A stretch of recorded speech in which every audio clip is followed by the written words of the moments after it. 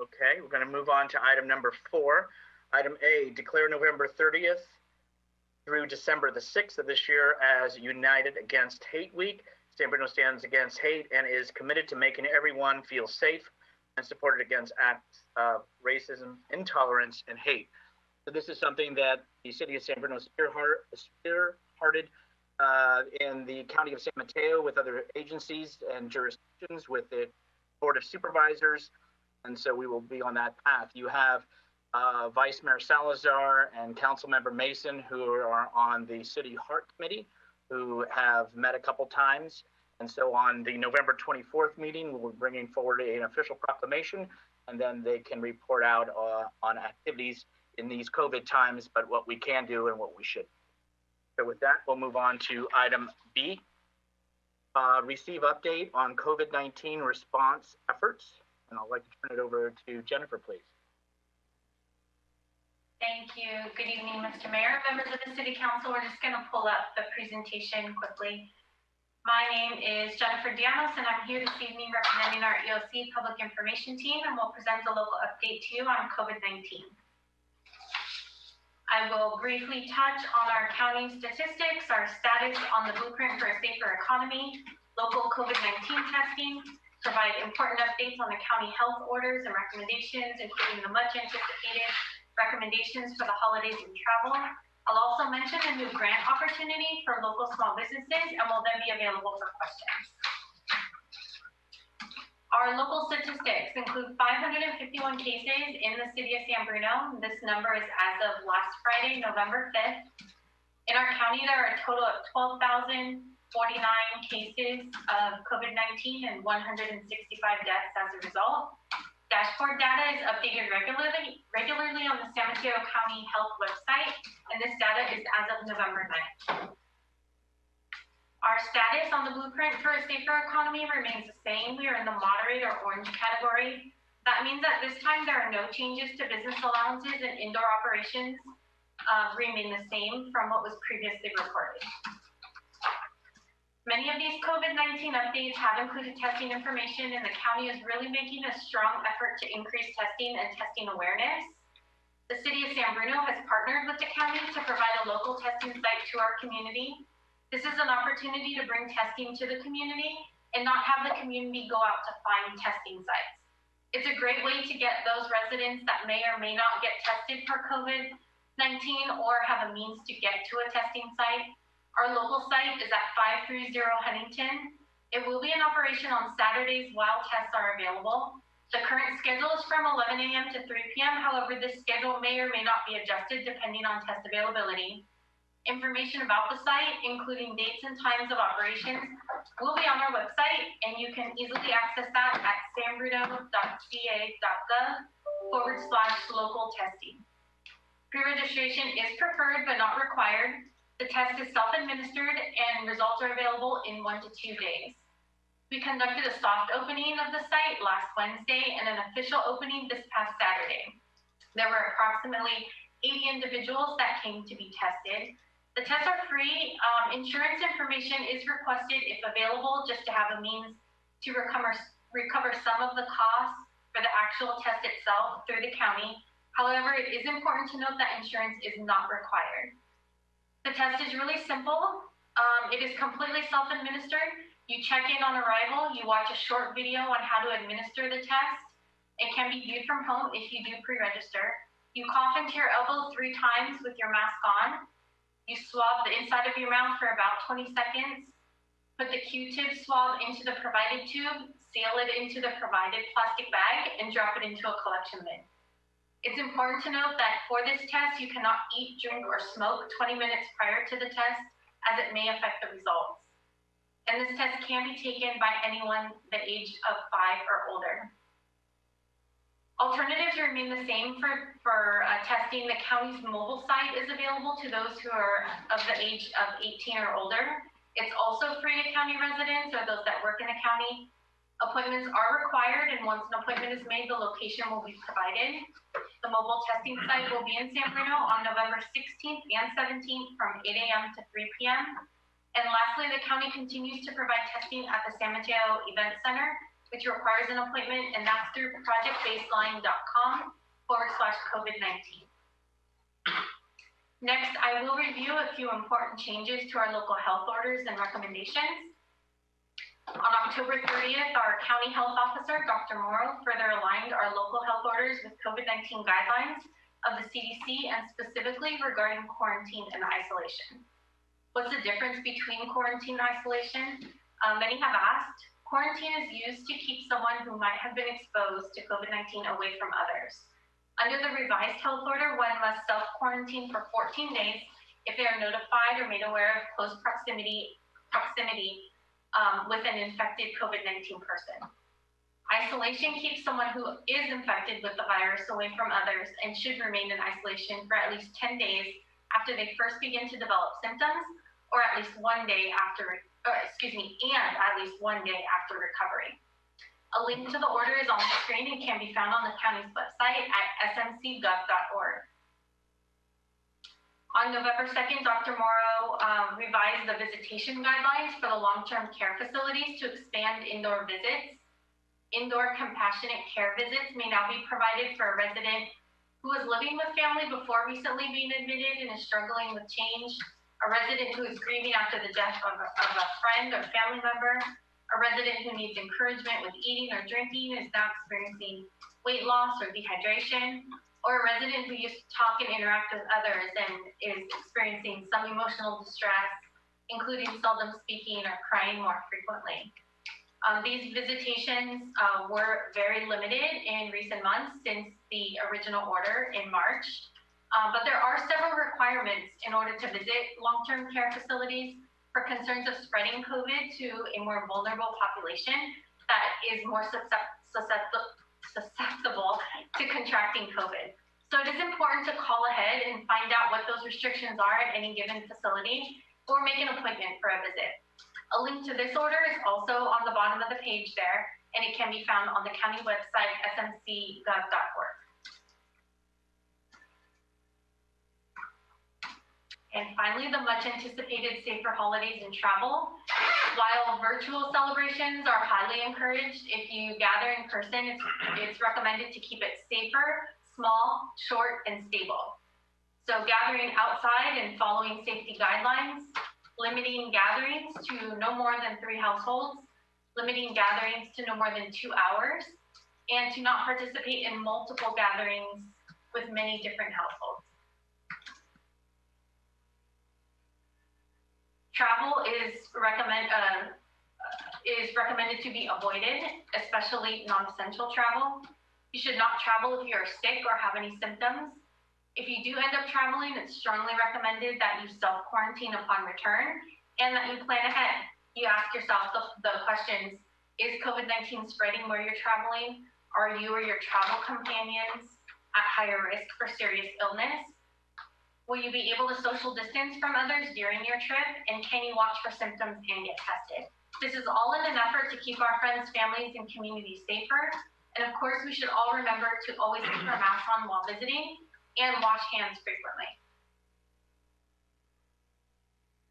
Next is another great opportunity for small businesses in San Bruno.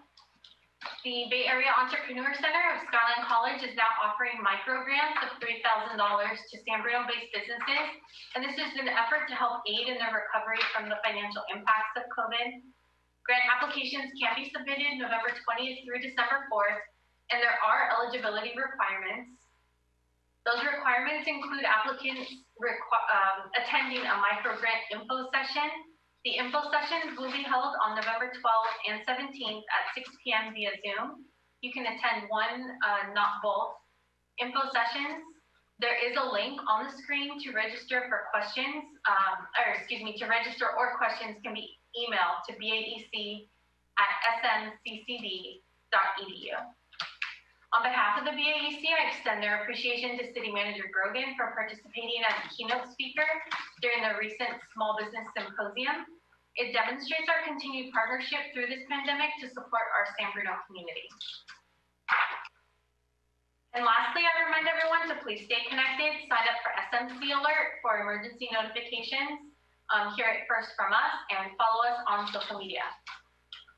That concludes my presentation this evening, and I'm happy to answer any questions that you may have. I know there was a lot of information tonight. I appreciate your time. Thank you very much, Jennifer, for the information, the detailed report, and the update. And is there any questions from colleagues?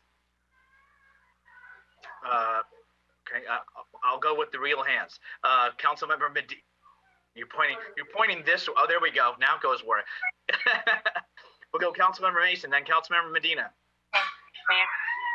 Quick question. I've been contacted by businesses that are starting to get notices. That's a requirement of the commercial eviction moratorium that this council passed. And the notices are obviously for back rent. And so my question is, what is being done to make sure that the businesses are aware of this grant opportunity? I've been sending the link, honestly, left and right to anybody that I've been contacted by or that I know and I have their contact information for. But for other businesses, what outreach is being done?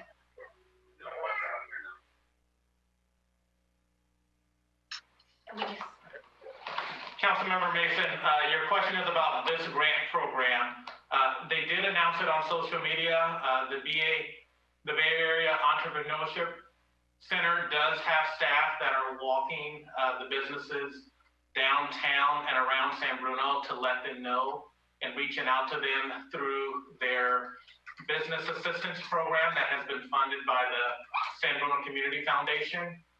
We can ask that question and ask that they provide the city with additional information on how they will be advertising the grant program, but that is what we know today. Great, and can it be added to the city's website as well, please? It's in process of being added to the city's website, and it's already on Channel 1. Councilmember Medina. Yes, thank you, Mr. Mayor. Just confirming that 530 Huntington is across the street from Artichoke Joe's northern entrance. There's some people that just were kind of really confused of what that was. They looked it up, but just wanted to clarify that and maybe to get that point a little clearer for the public during the next notification periods that we're going to be going through. Thank you. Thank you, Councilmember. Jennifer, can you clarify that, please? I can, Mayor. Thank you. Yes, the parking lot is adjacent to Caltrain. It's the linear parking lot on Huntington. It's actually south of Artichoke Joe's, and it's not on San Mateo Avenue. It's on Huntington. We have large white tents that are put up, and so it's very visible from the street. Anyone that walks by or drives by will see the operation in full effect. Councilmember Davis. Thank you, Mayor Medina. So now that the election is past us, I'd like to see, and maybe staff's already working on this, and getting some more information out. We're doing some type of communication too, but there's so much stuff that we were bombarded with during the election. I mean, it was an overwhelming amount of stuff in the mailbox, but getting communication out to the public again, because as Councilmember Mason indicated, there's programs out there that are really not getting utilized, and that's an unfortunate thing. And not really everybody's on social media. So I know that's how we communicate, but is it time once again to start working on something to get it out, to let people know all the resources, especially financial, things that we can start providing some really good information for. And we did a great job the first time that came out. Councilmember Davis, so you're right. We did do a dedicated COVID-19 mailer to all addresses in San Bruno early during the shelter in place. We do have a draft of a second mailer. We actually held back due to all of the mail that was going out during election time. And so we will be finalizing that and adding both programs that the city offers and other resources that are available to not only residents, but also businesses. And we'll send that out. I do not know if the time is late November or early December, but it will be this calendar year. That's perfect. And then just my final comment was just some really good feedback on the testing site. So thank you. And are you still in need of volunteers? At this time, I think we have a sufficient staff set up. Depending on demand, we would appreciate the opportunity to include volunteers. So if you have any volunteer interests, I request that you forward them to the city manager's office attention and to myself, and I'd be happy to accommodate coordinating that. Thank you. Thank you so much, an excellent report.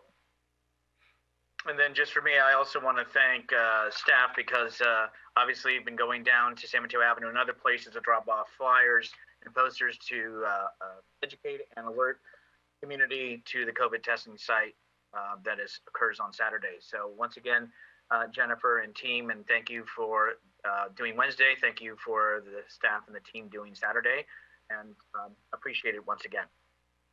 We'll move on to item number C. Under announcements and presentations, receive annual report from the Parks and Recreation Commission. And my understanding is that Chair Mike Palmer will be coming on in and just telling us all that's happening even in these challenging times. I'm bringing Mike into the room now.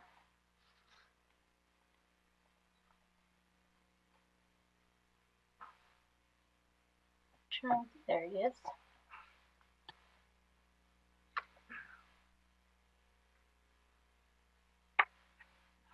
One second.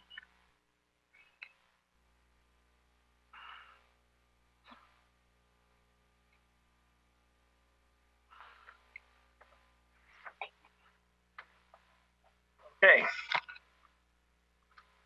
Good evening, Honorable Mayor Medina and members of the City Council. My name is Mike Palmer, and I currently serve as the chairperson for the Parks and Recreation Commission. I'm here tonight to present the Commission's annual report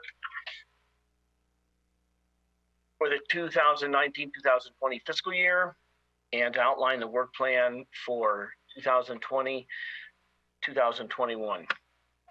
Our agenda tonight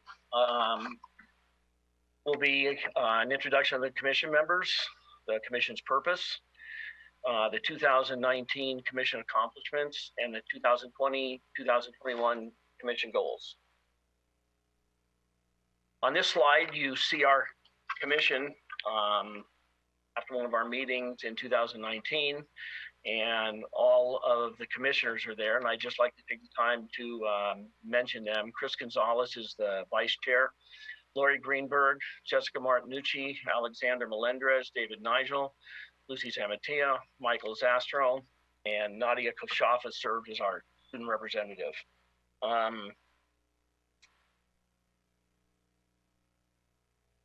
And I thought it would be interesting to see what we look like after one of our meetings this year.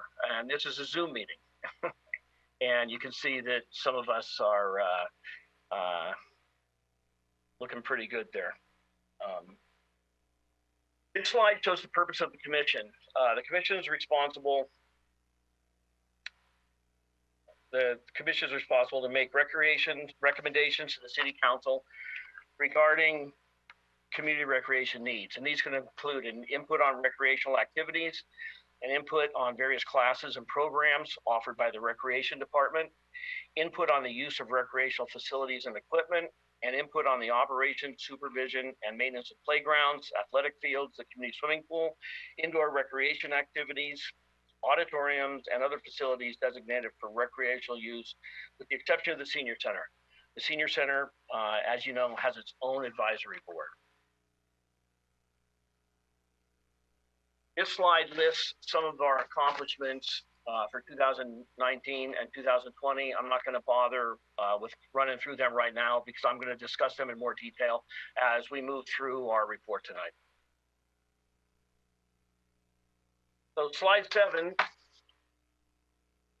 this slide shows two views of a conceptual design that has been developed as a result of the input gathered for the city's new Recreation and Aquatic Center.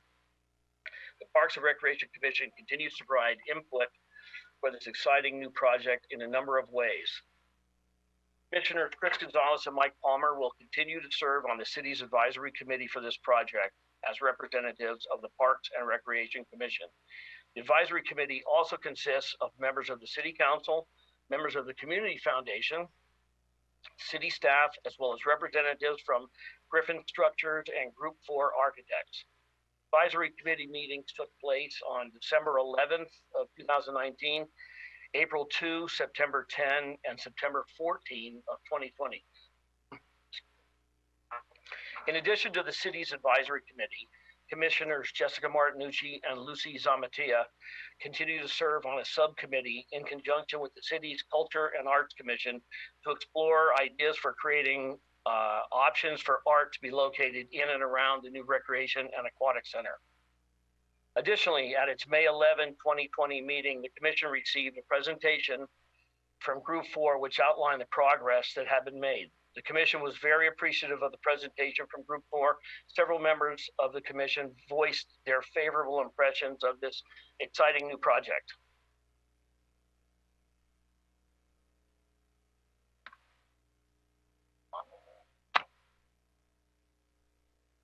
Hold on.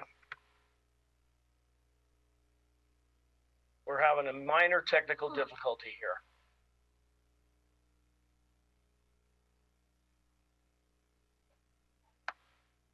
There we go. Okay, this next slide is LARA Field Grandstand upgrade and improvements. On this slide, you see some pictures of the grandstands at Tom LARA Field. The picture on your left shows the stands as they were, and then the picture on the right shows some of the work being done. This work will include removing and replacing the old bleacher seats, applying a sealer to all cracks and openings in order to make a watertight seal so that the areas underneath the bleachers do not have water intrusion, a complete paint job, and replacing old windows and doors on the areas located underneath the bleachers.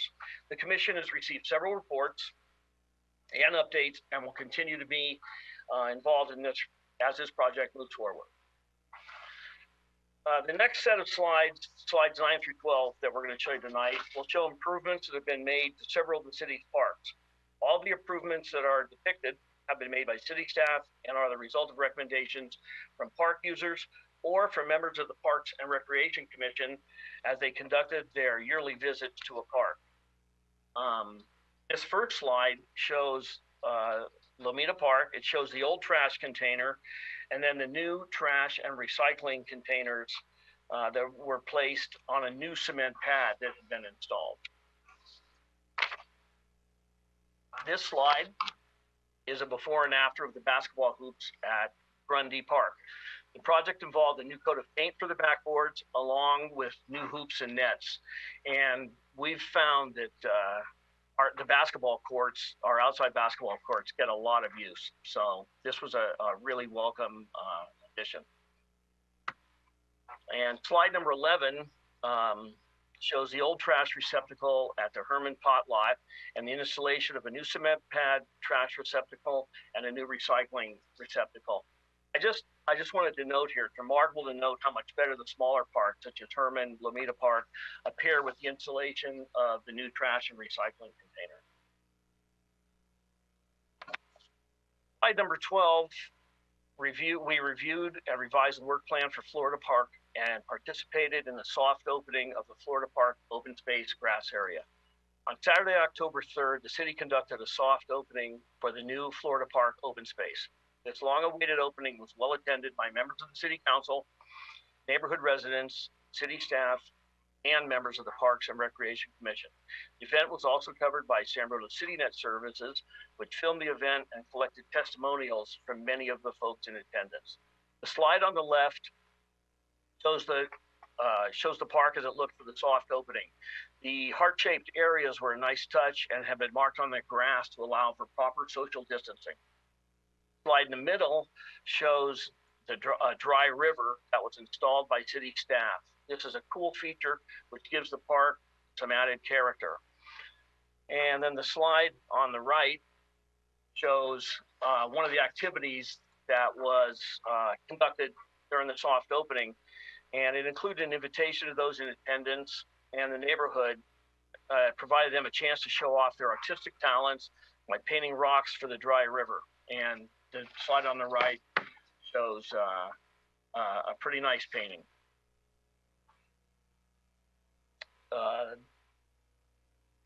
Slide number 13 involves the relocation of the reflection sculpture. The construction of the new recreation and aquatic center will force the city's reflection sculpture to be relocated. In addition to serving on the subcommittee for new artwork in the Recreation Aquatic Center, Commissioners Zamatia and Martinucci also participated in subcommittee meetings with the Culture and Arts Commission to determine a suitable location for the sculpture to be relocated. At its June 17, 2020 meeting, the commission received a report from staff detailing the new location for the reflection sculpture. The commission approved the recommendation and referred the matter to City Council for final approval. The picture on the left shows the reflection sculpture in its current location, and the picture on the right shows the newly recommended location, which is in the grassy area near the southwest corner of the tennis courts. The commission felt this was an excellent area, and I want to thank both Commissioner Zamatia and Commissioner Martinucci and the Culture and Art Commission for their work and this recommendation. Nice job.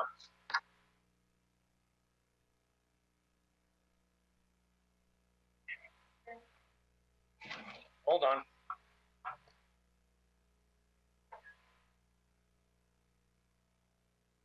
There we go. The next couple of slides talk about the city's ADA transition plan. The commission received reports from the city staff on the city's multi-year ADA transition plan. This slide shows one of the projects completed by city staff in the 2019-2020 fiscal year. This is a picture of 7th Avenue Park and demonstrates the addition of more material, which is called FIBAR, in the playground. FIBAR was also added to the following parks: Commodore Park, Grundy Park, Pacific Heights, Buckeye, Lions Field, Lomita Park, and 7th and Walnut Park. Another project that the city staff completed for the ADA transition plan shows the installation of new gates at Diamond 2 and the tennis courts. These new gates feature a kick plate at the bottom of the gate so that people with mobility impairments can open the gate for access to the facility. Next couple of slides are going to show some of Dr. Park partnerships that were completed in the last fiscal year. This slide, part of the responsibilities of the Parks and Recreation Commission is to review and make necessary recommendations for any Adopt a Park projects that are brought to the city and or the commission. This past winter, the city was fortunate enough to receive requests for projects at Palm LARA Field and Diamond 2 in City Park and at Greenberg Field in Commodore Park. This slide shows some work that was performed at Palm LARA Field and San Bruno Park. The Adopt a Park project was a collaboration between city staff, San Bruno Youth Baseball, the San Francisco Seagulls Baseball Academy, and the San Francisco Giants. The work included regrading the infield, removing and flattening the outfield lip of the grass area, realigning all 3 bases, and the installation of approximately 100 tons of infield dirt that had been donated by the San Francisco Giants. As you can see from the before and after pictures, the condition of the infield area at Palm LARA Field was greatly improved.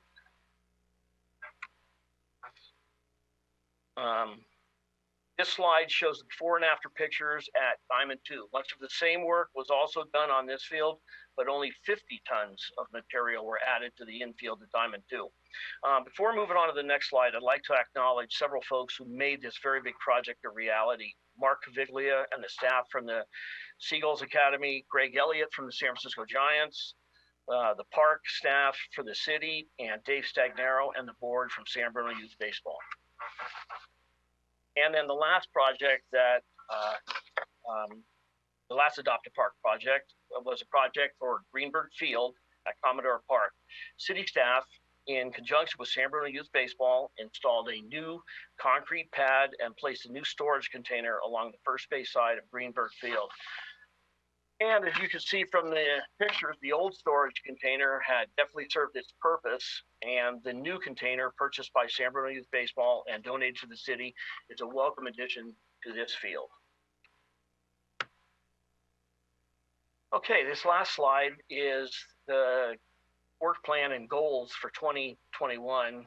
And the work plan includes, but it's not limited to, continuing to work with Group 4 architects and Griffin Structures on the development and construction of the city's new recreation aquatic center, Florida Avenue Park development project, continue to conduct park visits and to help facilitate and make recommendations to staff for park improvements, collaborate with the San Bruno Lions Club on renovations to the concession stand at Tom LARA Field, continue to provide support and input on the city's ADA transition plan for its year 2 projects for parks, provide input and support to the city on the completion of a soccer field feasibility study, and finally, provide input and support on the formation of a task force to study a new plan for walking trails in the Crestmore Canyon area.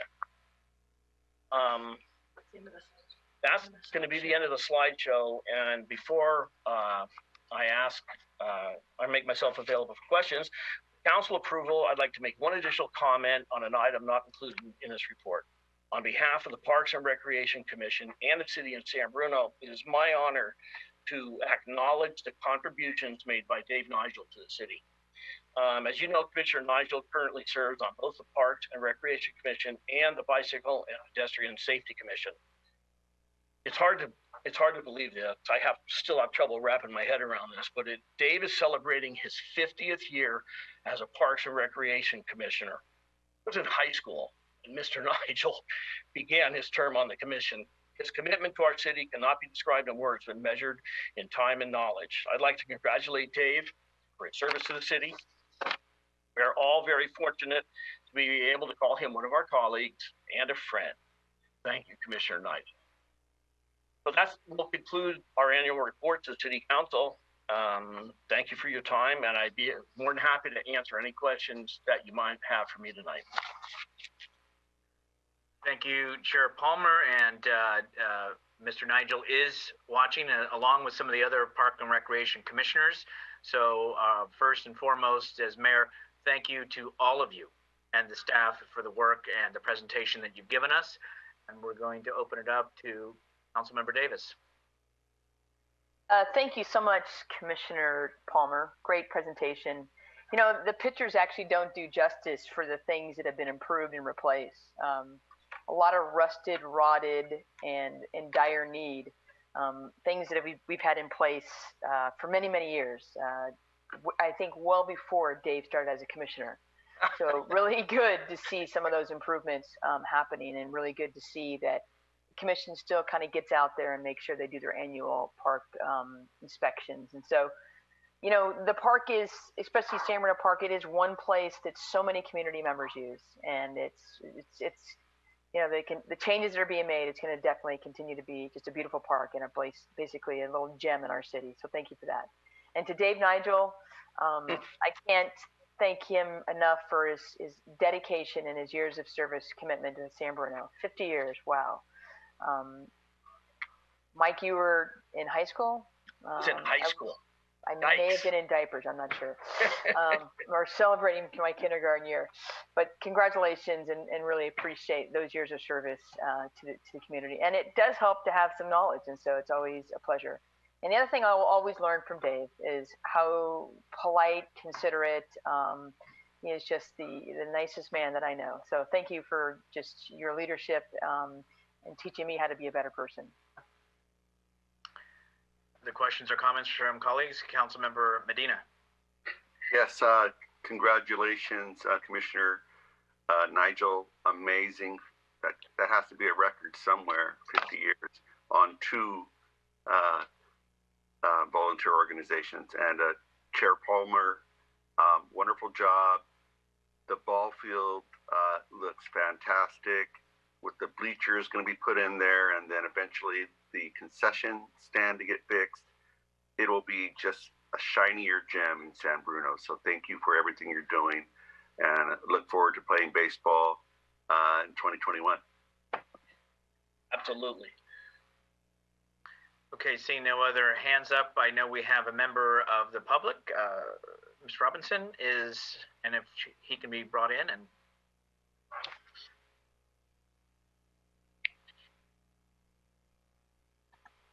Can you hear me Hi, now? Malcolm, can you hear us? And Whenever you're ready. okay, I love the work you've done in the city park. We go there a lot. I used to play tennis there when my knees could handle it. We go there for water aerobics. I go 10 times a week. The 2 months it's open, I love it. And I look forward to the new swim rec facility. So the question I've been asking for 3 or 4 years on that is, will the water be deep enough to dive in? We have diving boards. Please consider that because it's an important part of swimming and learning to be in water.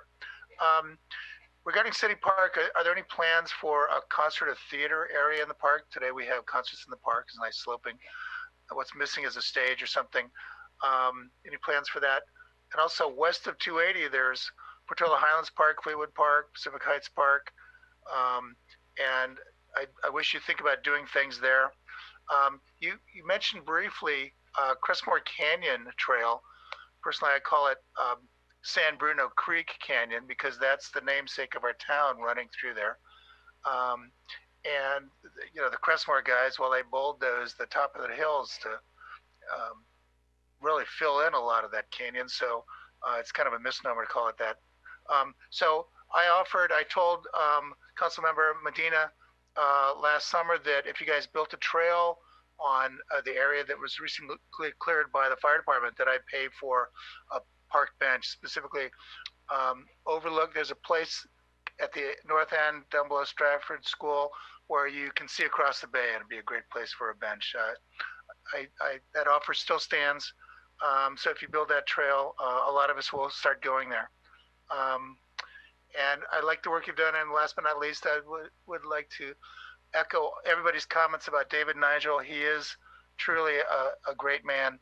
And what you said about being around him, making you a better person is certainly true. And I thank him for all the work he's done for San Bruno. And I'll take my questions off the air. Thank you, Malcolm. And yes, staff hopefully has written those down and can follow up. Unless the chair or staff wants to comment or get back to Mr. Robinson. Okay, what I also want to include with the chair's permission is just that we have a new employee in the Community Services Department, which is the new director. And this is her second day. And so though she's not, doesn't have a particular item, it was important for her. She's here at City Hall. She wanted to stay throughout the meeting. And so on behalf of the city, the community, and all, Ann Matola is our new Community Services Director who started Monday. So it is the second day and she's here.